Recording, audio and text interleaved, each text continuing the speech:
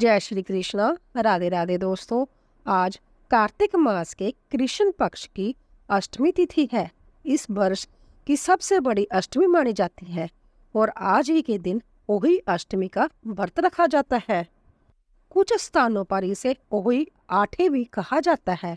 ओही अष्टमी का व्रत करने से अति उत्तम फल मिलता है। इस व्रत को करने वाली स्त्रियों के सभी संतानें दीर्घ आयु होती है, उनके रोग शोक दूर होते हैं और उनको सुख संपत्ति की प्राप्ति होती है। उनमें सद्बुद्धि का विकास होता है और उनमें सभी प्रकार के सद्गुण आते हैं तथा संतानों पर आने वाले सभी संकट कट जाते हैं। इस व्रत को करने वाली स्त्री की संतानें जीवन के प्रत्येक क्षेत्र में सफलता प्राप्त करती है। तो आज मैं आपको सुना रही हूँ ओही अष्टमी की 3 पुराने कथाएं। आप सभी से विनम्र निवेदन है कि इन कथाओं को बड़ी ही श्रद्धा और प्रसन्नचित मन से पूरा अवश्य सुनेंगे। कथाओं को सुनने के बाद आप ओही माता की आरती का भी श्रवण करेंगे। एक शाहूकार था जिसके 7 बेटे थे, 7 बहुएं थी और एक बेटी थी। दीपावली से पहले कार्तिक अष्टमी के दिन 7 बहुएं अपनी इकलौती ननंद के साथ जंगल में मिट्टी लेने के लिए गई। जहां से वह मिट्टी खोद रही थी वहां पर स्याऊ से की मांद थी। मिट्टी खोदते समय ननंद के हाथ से सेई का बच्चा मर गया। तब स्याऊ माता बोली, तूने मेरे बच्चे को मारा है, इसीलिए मैं तेरी कोख को बांध दूंगी।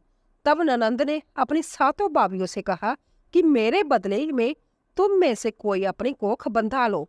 6 भाभियों ने अपनी कोख बंधवाने से इनकार कर दिया, लेकिन सबसे छोटी जाने की 7वीं भाभी सोचने लगी कि जय तो मेरी इकलौती ननंद है और अगर इसकी कोख बंध जाएगी तो इसका वैवाहिक जीवन कैसे कटेगा।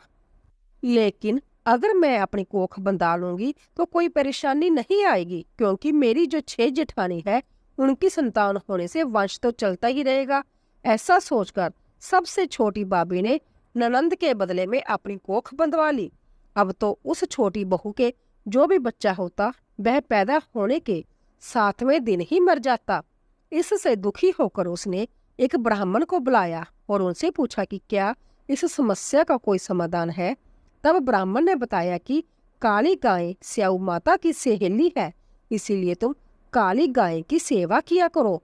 तुम्हारी सेवा से प्रसन्न होकर जब काली गाय तुमसे वरदान मांगने को कहे तो तुम कहना कि हे गाय माता, तुम अपनी सहेली से कहकर मेरी कोख खुलवा दो।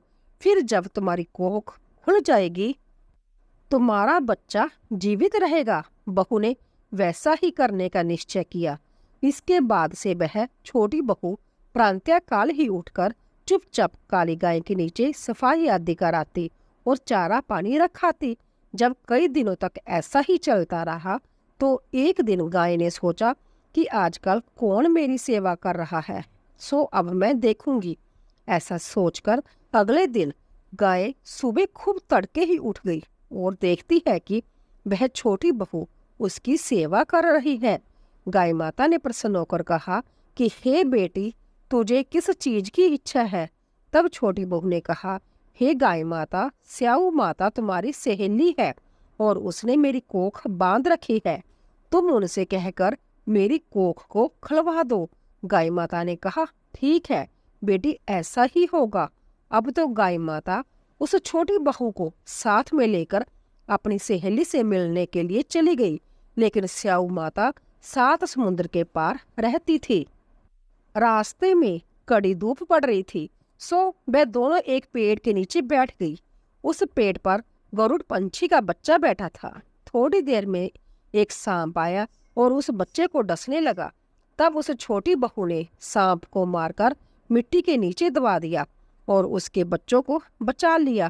थोड़ी देर में उस बच्चे की माता गरुड़नी आई तो वहां पर खून पड़ा हुआ देखकर उस छोटी बहू को चोंच मारने लगी। तब बहू ने कहा, मैंने तेरे बच्चे को नहीं मारा है, बल्कि एक सांप तेरे बच्चे को डसने के लिए जहां आया था, मैंने तो उस सांप को मारकर तेरे बच्चे की रक्षा की है। तब उस गरुड़नी ने कहा कि मैं तुमसे बहुत खुश हूँ, बोलो तुम क्या चाहती हो। बहू बोली कि 7 समुद्र पार स्याऊ माता रहती है, तुम हमें उसके पास पहुंचा दो। तब गरुड़नी ने उन दोनों को अपनी पीठ पर बिठा लिया और तेज गति से उड़कर उन्हें स्याऊ माता के पास पहुंचाई। स्याऊ माता उन्हें देखकर बोली, आओ बहन, बहुत दिनों बाद आई हो। फिर कहने लगी कि मेरे सिर में जुएं पड़ गई है, उन्हें निकाल दो। तब उस बहू ने सिलाई से सारी जुएं निकाल दी। इस पर स्याऊ माता खुश होकर बोली कि तूने मेरे सिर में बहुत सिलाई डाली है, इसीलिए तेरे 7 बेटे और बहू होंगे। तब उस छोटी बहू ने कहा कि मेरे तो एक भी बेटा नहीं है, तो फिर 7 बेटे कहाँ से होंगे। इस पर स्याऊ माता बोली कि वचन दिया है, यदि वचन से फिरूं तो धोबी के कुंड पर कंकरित हूँ। तब बहू ने कहा, मेरी कोख तो तुम्हारे पास में बंधी पड़ी है।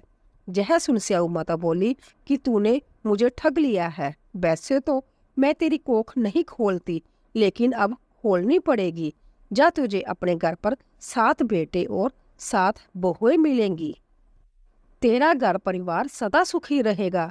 तो घर जाकर ओजमन करियो, 7 ओही बनाकर 7 कढ़ाई करियो। इससे तेरी संतान सदा सुखी रहेगी और तरक्की करेगी। फिर छोटी बहू स्याऊ माता को प्रणाम करके गाय माता के साथ में वापिस आ गई। अपने घर पहुंचकर उसने देखा कि उसके 7 बेटे और 7 बहुएं बैठी हुई है। यह देखकर वह बहुत खुश हुई और 7 ओही बनाई। फिर 7 प्रकार की कढ़ाई करके उजमन किया। रात के समय जेठानियां कहने लगी कि जल्दी से पूजा कर लो। यदि छोटी बहू ने हमें पूजा करते हुए देख लिया तो वह अपने बच्चों को याद करके रोने लगेगी। फिर थोड़ी देर बाद उन्होंने अपने बच्चों से कहा कि अपनी चाची के घर पर देख कर आओ कि आज वह अभी तक रोई क्यों नहीं है। बच्चों ने जाकर देखा और लौटकर बताया कि चाची घर तो खूब उजमन हो रहा है।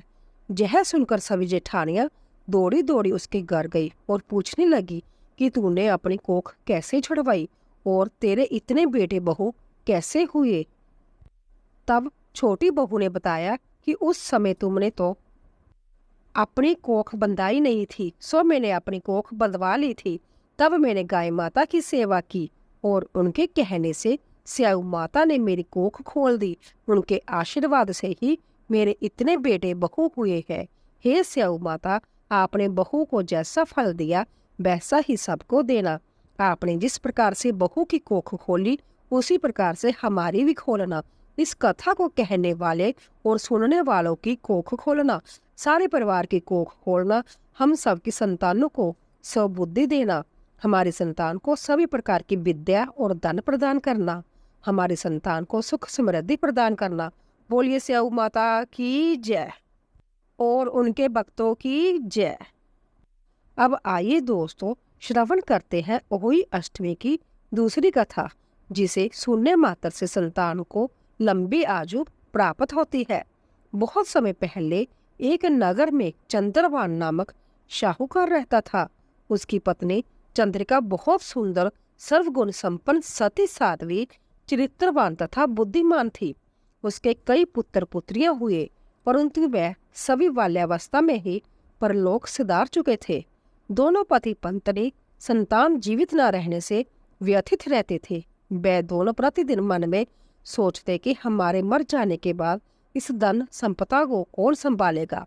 एक बार उन दोनों ने निश्चय किया कि वनवास लेकर शेष जीवन प्रभु भक्ति में व्यतीत करेंगे। इस प्रकार वे दोनों अपना घर बार त्याग कर वन की ओर चल दिए। रास्ते में जब थक जाते तो रुक कर थोड़ा विश्राम कर लेते और फिर चल पड़ते। इस प्रकार धीरे धीरे वह बद्रिका आश्रम के निकट शीतल कुंड में जा पहुंचे। वहां पहुंचकर दोनों ने निराहार रहकर प्राण त्यागने का निश्चय कर लिया। इस प्रकार निराहार व निर्जल रहते हुए उन्हें 7 दिन हो गए तो आकाशवाणी हुई कि तुम दोनों प्राणी अपने प्राण मत त्यागो। यह सब दुख तुम्हें तुम्हारे पूर्व पापों के कारण भोगना पड़ रहा है। यदि तुम्हारी पत्नी कार्तिक मास के कृष्ण पक्ष में आने वाली ओही अष्टमी को ओही माता का व्रत और पूजन करे तो ओही देवी प्रसन्न होकर साक्षात दर्शन देगी। तुम उन्हें दीर्घ आयु पुत्रों का वरदान मांग लेना। व्रत के दिन तुम राधा कुंड में स्नान करना। फिर चंद्रिका ने आकाशवाणी के बताए अनुसार विधि विधान से ओही अष्टमी को ओही माता का व्रत और पूजन अर्चन किया और फिर राधा कुंड में स्नान किया। जब वे स्नान इत्यादि के बाद घर पहुंचे तो उस दंपत्ति को ओही माता ने साक्षात दर्शन देकर वर मांगने को कहा। शाहूकार दंपत्ति ने हाथ जोड़कर कहा, हे माता, हमारे बच्चे कम आयु में ही परलोक सिधार जाते हैं। आप हमें बच्चों की दीर्घायु का वरदान देने की कृपा करें। तथास्तु कहकर ओही माता अंतर्धान हो गई। कुछ समय के बाद शाहूकार दंपत्ति को दीर्घायु पुत्रों की प्राप्ति हुई और वह सुखपूर्वक अपना गृहस्थ जीवन व्यतीत करने लगे। बोलिए ओही माता की जय। अब आइए श्रवण करते हैं दोस्तों ओही अष्टमी की तीसरी कथा। किसी नगर में एक सेठ सेठानी रहते थे। उनके 7 पुत्र थे। एक दिन शाहूकार की पत्नी खदान में से खोदकर मिट्टी लाने के लिए गई। जैसे ही उसने मिट्टी खोदने के लिए कुदाल चलाई, वैसे ही उसमें रह रहे स्याऊ के बच्चे प्रहार से आहत होकर मृत्यु को प्राप्त हो गए। जब शाहूकार की पत्नी ने स्याऊ को रक्त रंजित देखा तो उसे बच्चों के मर जाने का अत्यधिक दुख हुआ, परंतु जो कुछ होना था वह हो चुका था। यह भूल उससे अनजाने में हो गई थी। अंत्य दुखी मन से वह घर लौट आई। फिर पछतावे के कारण वह मिट्टी भी नहीं लाई। इसके बाद स्याहू जब घर में आई तो उसने अपने बच्चों को मृत अवस्था में पाया। वह दुख से कतार हो अंततः विलाप करने लगी। उसने ईश्वर से प्रार्थना की कि जिसने मेरे बच्चों को मारा है उसे भी पुत्र शोक का दुख भोगना पड़ेगा। इधर स्याऊ के श्राप से 1 वर्ष के अंदर ही सेठानी के 7 पुत्र मृत्यु को प्राप्त हो गए। इस प्रकार की दुखद घटना देखकर सेठ सेठानी अंततः शोकाकुल हो गए। उस दंपत्ति ने किसी तीर्थ स्थान पर जाकर अपने प्राणों का विसर्जन कर देने का मन में संकल्प कर लिया। मन में ऐसा निश्चय कर सेठ सेठानी घर से पैदल ही तीर्थ की ओर चल पड़े। उन दोनों के शरीर में जब तक जान थी तब तक वह बराबर आगे बढ़ते रहे। जब वह चलने में बिल्कुल असमर्थ हो गए तो रास्ते में ही मूर्छित होकर भूमि पर गिर पड़े। उन दोनों की इस दयनीय दशा को देखकर करुणानिधि भगवान उन पर दयावद हो गए और आकाशवाणी की, हे सेठ, तेरी सेठानी ने मिट्टी खोदते समय अनजाने में ही स्याहू के बच्चों को मार डाला था, इसीलिए तुझे भी अपने बच्चों का कष्ट सहना पड़ा। भगवान ने आज्ञा दी, अब तुम दोनों अपने घर जाकर गाय की सेवा करो और ओही अष्टमी आने पर विधि विधान से प्रेम पूर्वक से ओही माता की पूजा करो। सभी जीवों पर दया भाव रखो, किसी का अहित ना करो। यदि तुम मेरे कहने के अनुसार आचरण करोगे तो तुम्हें संतान सुख प्राप्त हो जाएगा। इस आकाशवाणी को सुन सेठ सेठानी को कुछ देर हुआ और वे दोनों भगवती का स्मरण करते हुए अपने घर को प्रस्थान किए।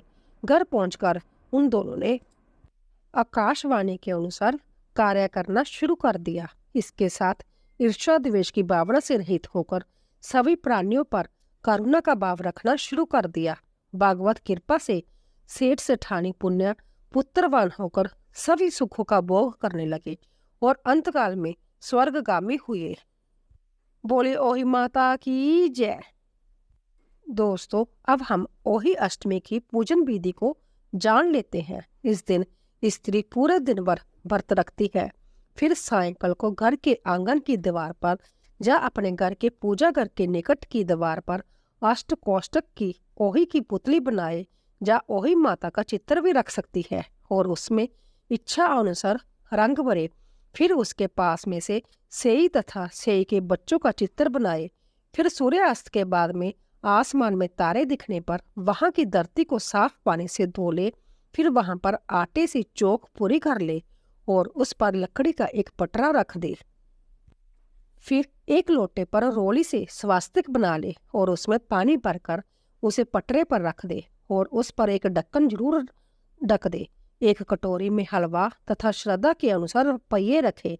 फिर रोली चावल हलवा आदि से ओही माता का पूजन करे। मौसम के अनुसार सब्जियां और फल भी रखे जा सकते हैं। इसके बाद में सभी महिलाएं अपने हाथ में गेहूं के साथ साथ दाने ले। फिर कोई एक महिला व्रत की कथा को पढ़े तथा अन्य महिलाएं शांति पूर्वक सुने।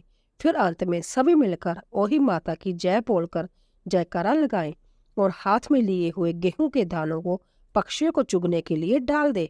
इसके बाद में आसमान में तारों या चंद्रमा को अर्घ्य अवश्य दे। घर में तुलसी का पौधा लगा हुआ तो उसमें भी जल चढ़ा सकते हैं। फिर कटोरी में रखा हुआ हलवा और रुपये अपनी सास को या किसी भी सुहागन स्त्री को दे दे। इसे बाइनर देना कहते हैं और उनके पांव छूकर उनसे आशीर्वाद लें। ओही अष्टमी की पूजा में आपने जिस कलश में जल भरकर रखा था उसी जल से दीपावली के दिन सभी लोगों को स्नान करना चाहिए। आइए अब ओही अष्टमी के दिन सुनी जाने वाली एक और बहुत सुंदर सी कथा को सुनते हैं। पुरानी कथाओं के अनुसार राधा माता गोलोक में श्री कृष्ण जी के साथ निवास करती थी। एक बार देवी राधा गोलोक से कहीं बाहर गई। जब वापस आई तो देखा कि कृष्ण भगवान गोलोक में नहीं है।